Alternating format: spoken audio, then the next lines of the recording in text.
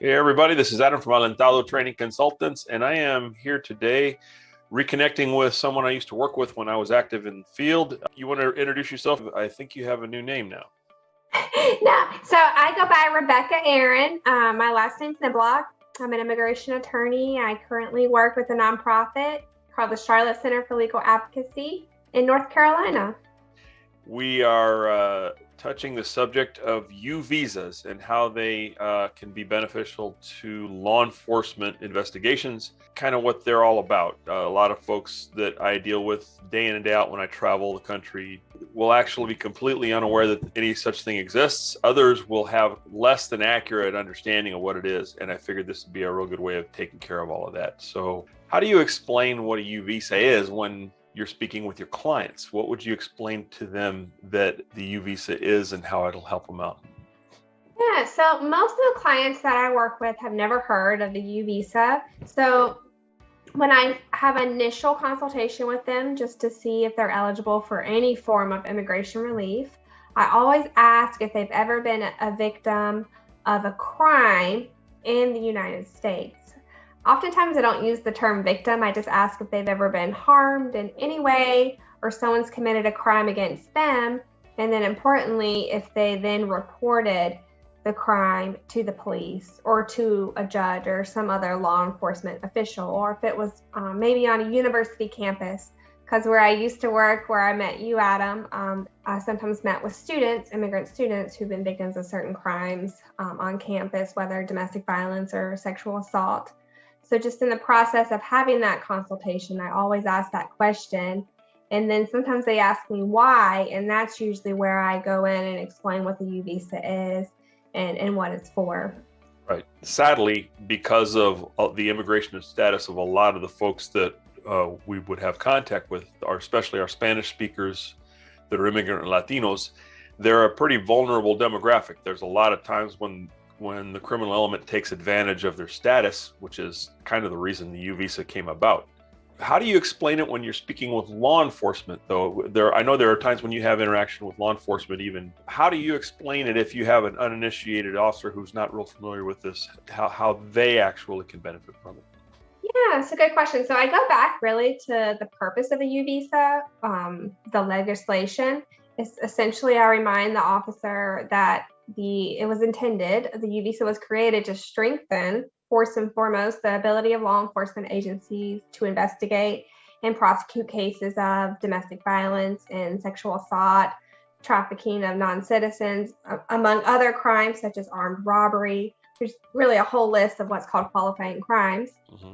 And the purpose is to protect those victims of those crimes who, I will use some legal language, who've suffered substantial mental or physical abuse because of the crime, and they're willing to participate and help and cooperate with law enforcement authorities in the investigation or the prosecution of the criminal activity. So essentially, it's for law enforcement to better serve the communities that they're in. It used to be that the immigration status would make people shy away from law enforcement, making them more vulnerable to the criminal element, and at the same time made it possible for the criminal element to rely on people not cooperating with law enforcement investigations. And now it kind of works the other direction. As long as people understand U visas, we can actually make reliable witnesses out of people, and they're protected, so they can't be thrown into the immigration system as a way of intimidating them by using the threat of deportation, correct?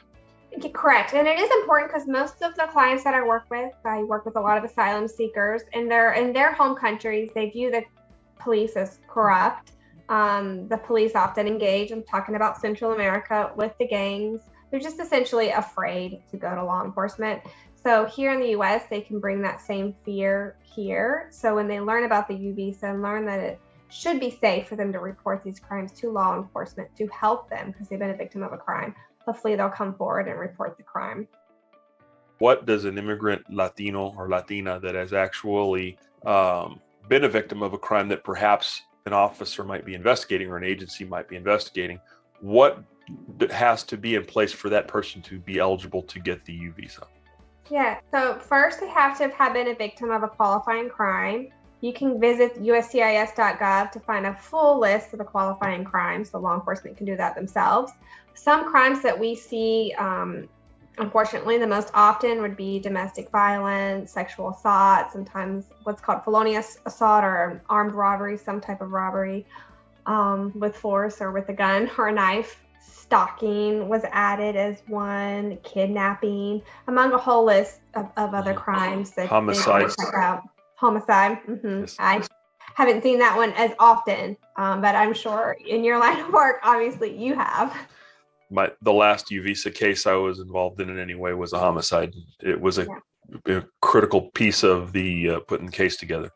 Can you describe the process of making an application from the point of view of one of the clients? What do they actually have to go through and how does it get accomplished? Yeah, so it's actually a pretty excruciating process for most of my clients because they've been through a traumatic situation.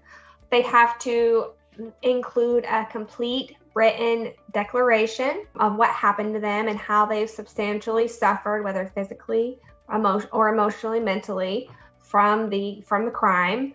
They also have a number of forms that they need to complete that I will submit to USCIS. And among those forms, most importantly, is the U visa certification from law enforcement.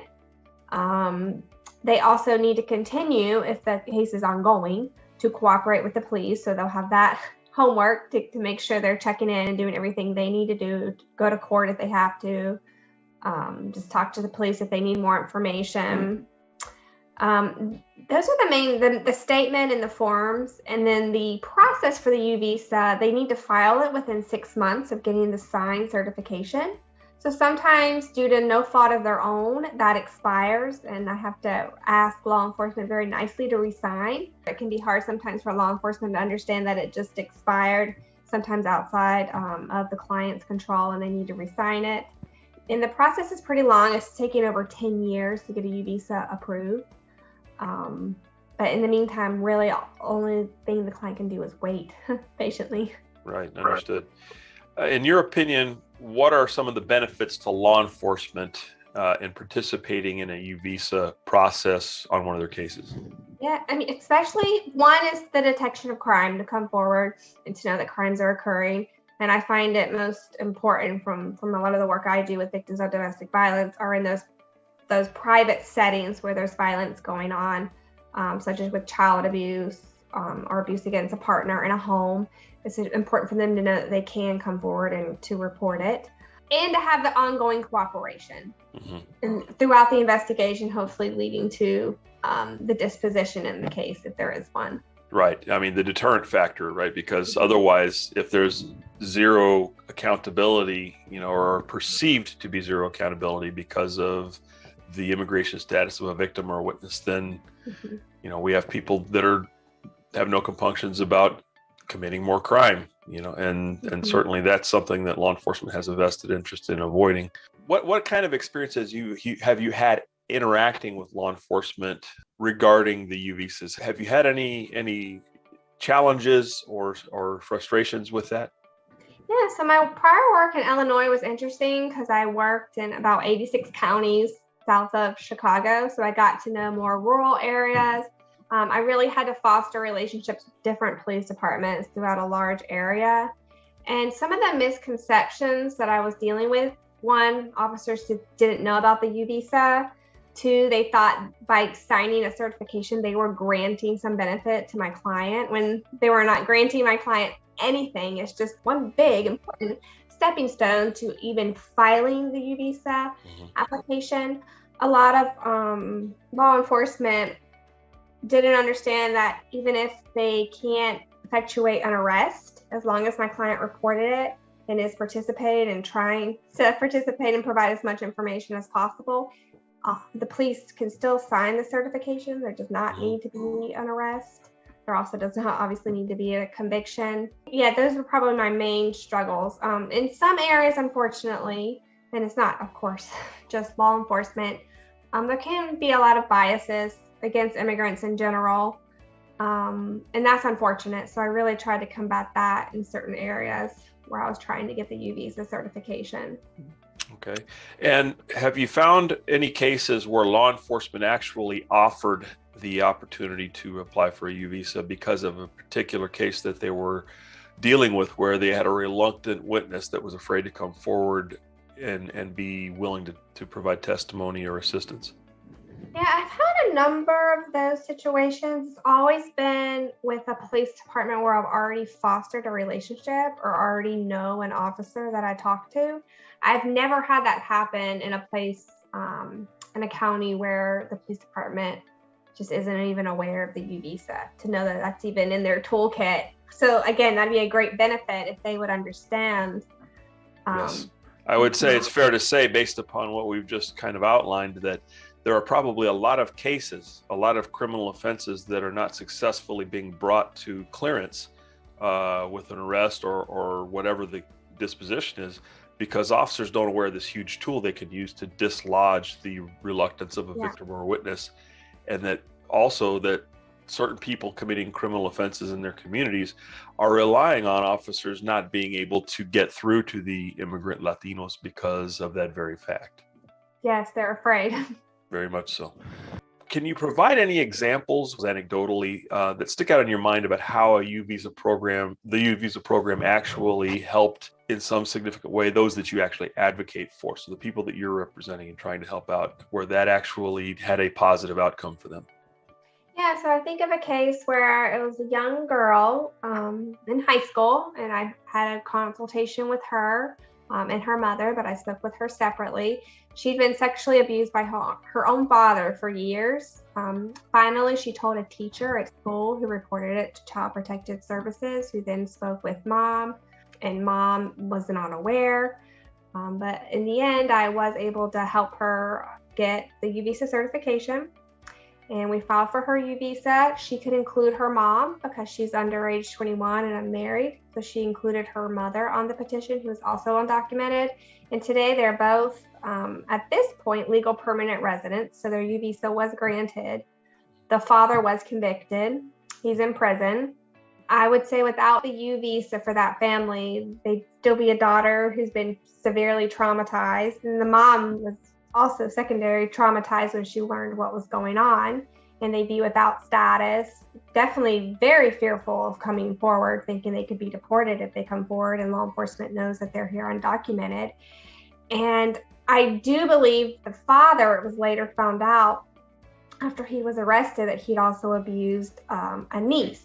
So it's stopping this perpetrator of continuing this terrible crime against his own daughter and potentially other children. Most definitely people out there that have become serial offenders because they know this particular demographic has that vulnerability, and they just use it to leverage, to silence the victims and their families.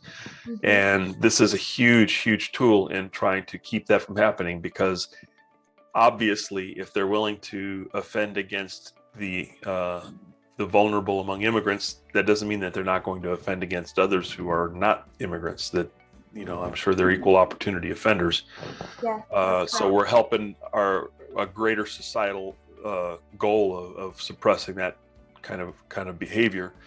You know, it's not just helping one family or one victim, it's helping the overall objectives of law enforcement and in trying to protect society. Yeah. We have scarce enough tools to do that in law enforcement. Certainly want to make sure that they are all aware this one exists.